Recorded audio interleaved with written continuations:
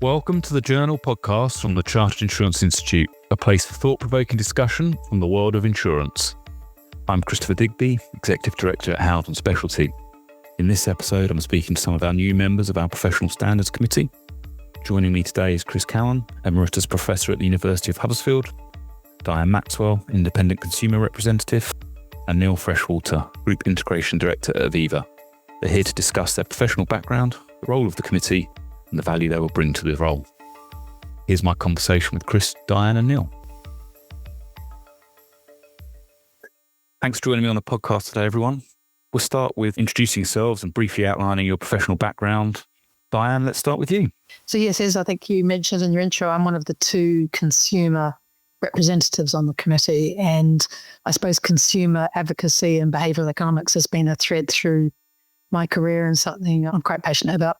So my background is financial services. That includes banking, financial services regulation, pensions across both industry and government. So private sector, but also quite a bit on public policy. And 6 years on OECD committees working on financial services best practice across, I think it's about 30 countries on those committees. So that's a very brief intro, but a lot in there that I'm happy to talk further about as we move through the podcast. I'm sure we will indeed. Thank you, Diane. And Chris, let's go to you next. Well, thanks very much, Chris. I'll try to be commendably short like Diane, except I'm not prone to shortness or brevity, as you'll see.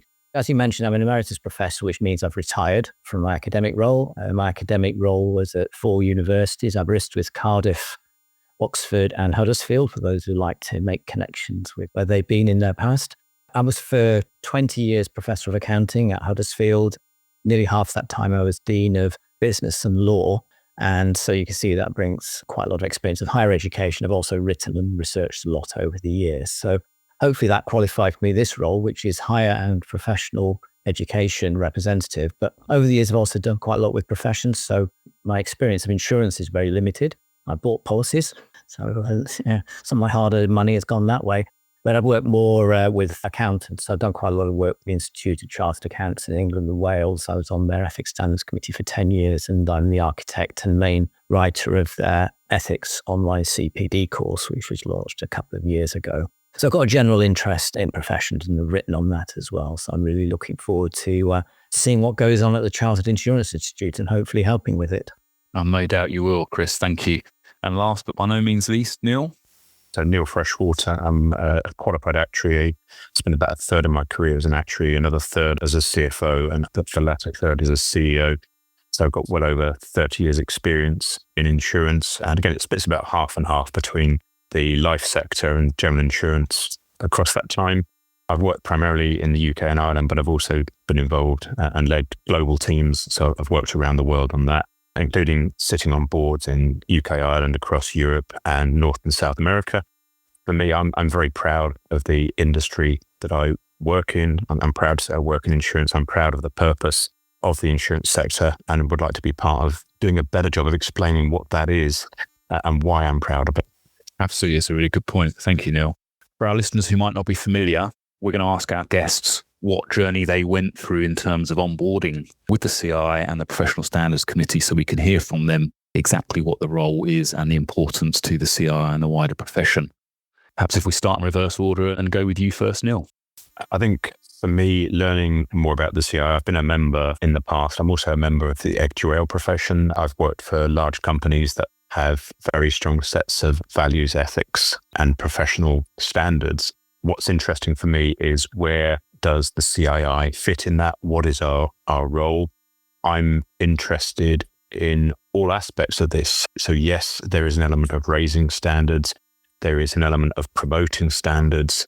There is the point around consistency and how we work across the different sectors within insurance and financial planning.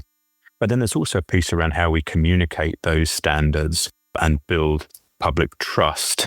I think it's so easy to just read the stories of when things go wrong and think that is symptomatic of an industry that doesn't put its customers first. And I think we can do a better job of promoting all the good stories when we've been there for people at their time of need and the standards that support that.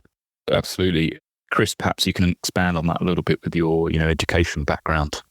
Yeah, and also I think with some of my writing and thinking and work with professional bodies, so I'm kind of interested in when professional bodies work well and when they don't. As Neil said, individual firms or individuals can do badly or can do well. We tend to hear only about the bad.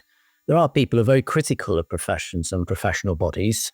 My take has always been that professional bodies have great potential to contribute to economic and social good, but they need to be maintaining their standards and developing their standards to do so. And they've got to protect that role very carefully, not in a protectionist sense, but in terms of doing the job well. And so I think that the Professional Standards Committee has a really important role in supporting the board and ensuring that the CII manages to do that. So I'm particularly interested in terms of my practical experience, things like codes of ethics. I've advised quite a lot of businesses and professional bodies over the years on codes of ethics and how you implement them and develop them and such like.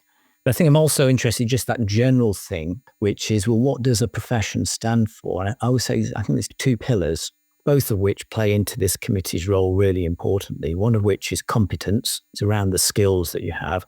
But it's also about how you use those skills. So it's about ethics and integrity. I could go to a dentist who may be highly skilled at selling treatment I don't need, for example, or I might go to a very nice ethical dentist who's totally incompetent and ruins my teeth. What we need is those twin pillars. Those are the foundations, if you like, for the whole project that any profession, including the CII, has. I think those twin pillars also work together. So there is an ethical responsibility to be competent, to develop your competence, to know where your competence doesn't go and to get help accordingly. But I also think, given a lot of my work has been on business ethics, particularly in the financial sector, is we sometimes think, or people sometimes think, that ethics is about being nice and having a kind of a pleasant attitude and general sense of goodwill toward everyone. But I don't think it really is that. If you look at when things go wrong ethically, it's often not because someone deliberately set out to do something bad. They just didn't notice. And then sometimes they dug themselves into a bigger hole.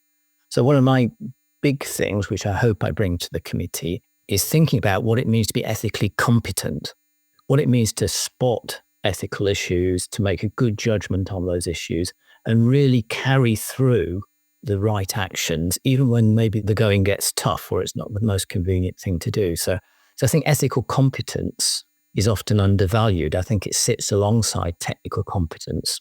And I'm hoping that in my work with the committee, we can continue to help develop and support that in the profession. But I think there's also just one thing I might say as well. You referred to terms of reference, and there's some new terms of reference or amendments to terms of reference just going through at the moment, where we're also looking at slightly more of a policy role. So I think that it's very important to think long-term and bigger picture. Yes, we have to think about the short-term things, disciplinary measures and things like that. But where are we going in a broader sense, and where does the profession sit within the broader economy and society? And hopefully we'll do some useful practical thinking about that in the days to come.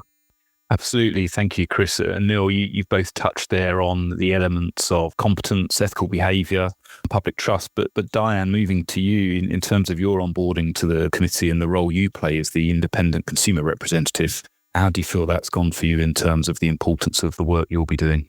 So I think what struck me when I first started reading the papers, Chris, was just how much is going on. There is an extraordinary amount of work going on across the organisation, and really important work. So I think the CII is into year 3 of the 5-year strategy. And importantly, the committee needs to provide the right level of support and challenge to that work underway. And Chris, my role is independent consumer representative, and it's critical that the perspective of the consumer is understood, that their challenges are understood. I think in a moment we're going to talk a bit more about trust in the sector. When we lose trust in the sector, that's when we see underinsurance. That's when we see problems with financial resilience as a result. We have trouble recruiting into the sector because it's not trusted. So trust in the sector, which is a huge part of the committee's objectives, really does matter. It goes beyond just saying it matters. It truly matters. And as the consumer representative, I'm looking forward to bringing that understanding, those insights of what's happening for consumers, what they're facing in their lives, what their decision points are, how pricing affects them, all the things that we need to be really aware of. Absolutely. Thank you, Diane. I think hearing from the three of you there, it's clear to say that the summary really of the committee is to continue to support professionalism, competence, ethical behaviour, and engender public trust. So all three of you clearly have got work to do in that regard. Moving forwards then, these are new appointments for you all. I guess if we can hear from you all about what motivated you to join the CI's Professional Standards Committee, and particularly if you can maybe highlight any aspects of its work that resonate with your own recent professional values. Neil, let's start with you on that one. I had some time to think through what I wanted to do for the next sort of 5 or 10 years of my career. I've been in the profession, in the industry for a long time. And I was reflecting on when I joined the insurance industry as a young actuarial trainee in 1990. And the world that I was in then, when you look back, is very different to what it is now. That the sense of customer was a distant concept. It was very much weighted towards what was in the best interests of the company. And I remember the first real conversations around customer and how that's evolved over the last 15, 20 years. And if I think of the profession and how it's viewed, I'm not sure that the industry has necessarily updated its image in line with how our approach to customer has changed over that period. As I mentioned, I'm proud to work in the insurance sector. I've seen firsthand and been involved in decisions in companies where people are passionate about doing the right thing for the customer, about helping the customer, and about that being the central purpose of what we do, whether that's life insurance, whether it's general insurance, property, cars, you name it. And for me, trying to look at the different aspects of that. So helping to promote professional standards, ethics, values, promote the sector, both for our customers and for future generations of employees, and still look at continually raising standards. I think there's a lot of work to do there. I think there's a gap between perception and reality. And my experience in different companies, in the UK in particular, actually, is that the vast majority of people, when they wake up every day, try and do the right thing every day for their customers and balancing other stakeholders. And occasionally things go wrong and then being judged on how you remediate that. But of course, it's very easy when things do go wrong. That's deeply personal for people and working through that. So for me, the opportunity, having worked in the industry for a long time, having worked around the world, having seen examples of good practice, typically having seen more examples of good practice in the UK and a lot of other countries that I've worked, I think that was a great opportunity to get involved and to bring some of that experience into a committee. You know, I serve as one of the insurance reps on the committee, helping to bring that to life practically and how that will work, bringing in how companies can work to support that or how that works well in companies so that you have got a real consistent approach across the entire industry of different components of that. So that's what really motivated me in terms of wanting to get involved, to bring my experience, to make a difference and to help communicate how that difference is made. And if there's just one thing from my first meeting that I got particularly excited about, it's some of the work we're doing on education and updating the education and the exams and how we can then really promote skills within the industry. And the point made earlier around how skills dovetail with values and behaviours. And I think it's the combination of those that's really powerful for this. Thank you, Neil. That passion really comes across and still shows the relevance to you as part of your professional career as well. Chris, what about you? What motivated you to join the committee? I suppose I'm just a step or two further on the career journey than Neil there, because I think I started in 1980 working full-time and 75 working part-time. Obviously, as a child prodigy, I will claim. But I've got to that stage in life where I no longer have a job, but I'm doing quite a lot of work. So I don't want to stop working. And some of that's paid and some of that's unpaid and some of it's academic and some of it's very business focused. And when this opportunity came along, I put it to test with 3 criteria. Really, do I think that the work that this organization does is worthwhile? Implied already, I think professions potentially are extremely positive and useful things in society as one component of making sure the economy in that society work well. So I think there's a great deal of potential there. I'm sure CII is filling much of it already. So I thought it's a good thing to do. And also insurance and financial planning, I think, are important. It's one thing that unites them. It's helping people to deal with uncertainty in the future. And life doesn't seem to be becoming any more certain. Now, we've got to make sure that they're able to access the right products and that they trust that and all that sort of stuff. But potentially it's a very useful thing to do. And economically, it's a very important thing for the country to do. And perhaps picking up on something that Neil said, I think probably it is underappreciated. Maybe we get more excited about television awards and film awards and footballers and things, but insurance and financial planning are important. We do them well, and we want to continue to do them well. Second criterion really was, do I think I've got anything to contribute? And as the role was in higher education and professional education, the representative of those, I thought, well, I do have a lot of background in this area as a former university leader and teacher and researcher and writer. I'll offer my services and maybe I can contribute something. I confess there's a more sort of selfish reason as well. It's actually whether I will enjoy the role. And chiefly for me, that means learning still. Does it complement the other things that I know about? Will it prompt me to think more about what I like thinking about?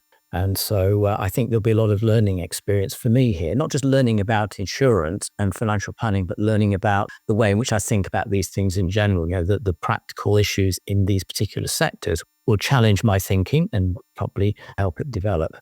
There's other aspects of enjoyment as well in any role, of course, which is meeting new people, getting to know them. And so far, so good, I will say, with Diane and Neil here and yourself too, Chris, but also the other members I met on the committee at the first meeting we've had, and indeed the staff members. It was interesting and good to talk to them and see their commitment to what the CII is doing. So that's how I've ended up in the role. Fantastic. Thank you, Chris. And Diane, your motivations, you've mentioned buyers of insurance have a myriad of things to deal with. Is one of your drivers perhaps that you can bring a voice to those of us that are buying insurance and perhaps aren't getting heard anywhere else? I certainly hope so, Chris.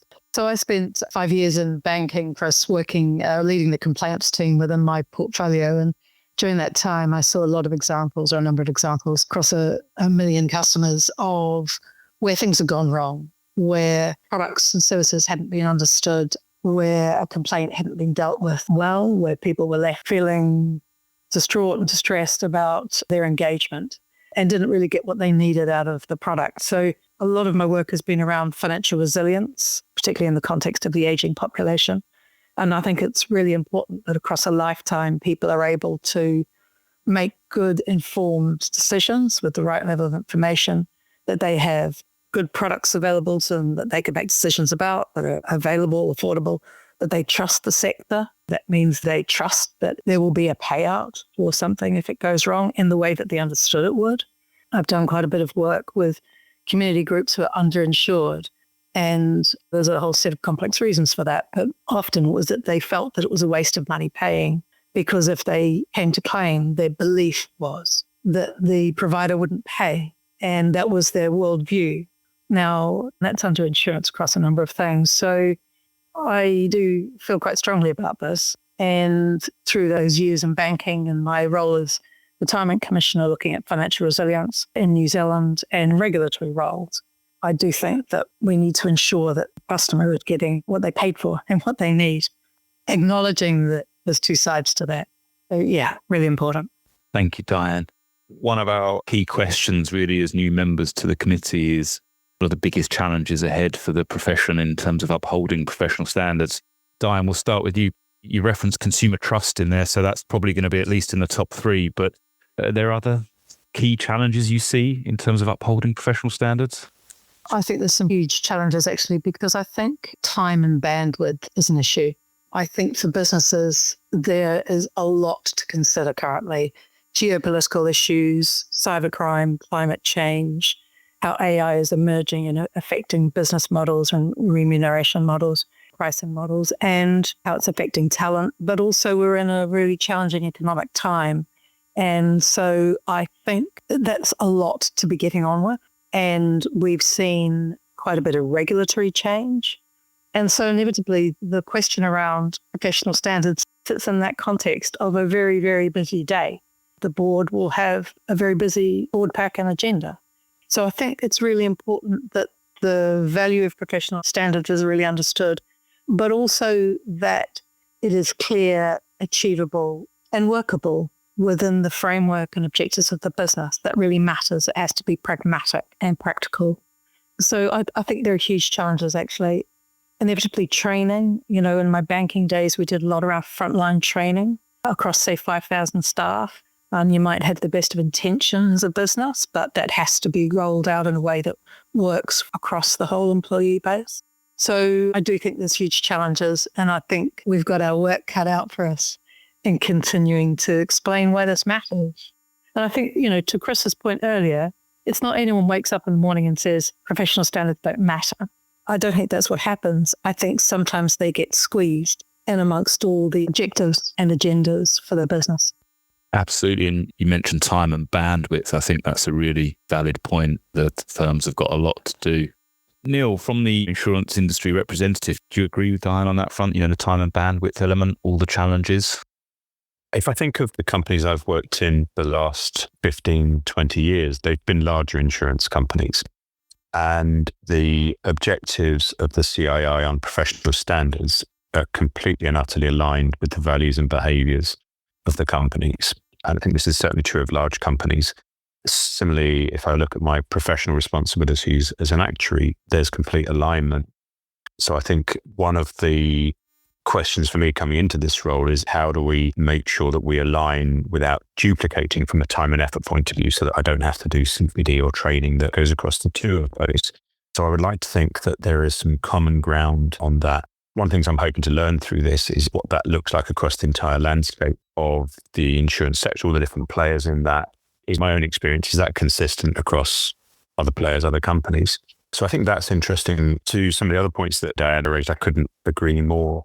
Point around trust is critical to all of this, and making sure that the perception that people like me have who are often setting standards and involved at a relatively high level, making sure that that perception that we have for the tone that we think we're setting is the same as the reality on the ground for the people who are receiving those services, the people who are putting their claims in to the company, so that we have more and more proof points of when people need us, we're there for them. To point around a sadly widely held, or certainly more widely held belief than we would all like, that people believe that we're there not to pay claims, as opposed to everything I see in every conversation, every executive meeting I'm in about our job is to pay valid claims.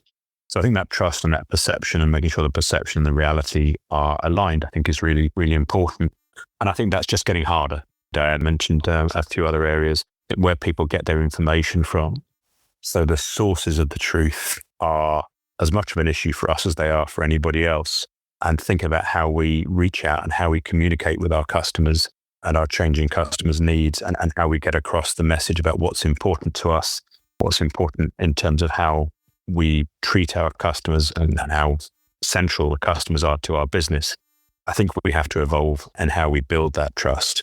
Thank you both. There was a mention there around the public getting access to information. So, supporting the priority there around public trust.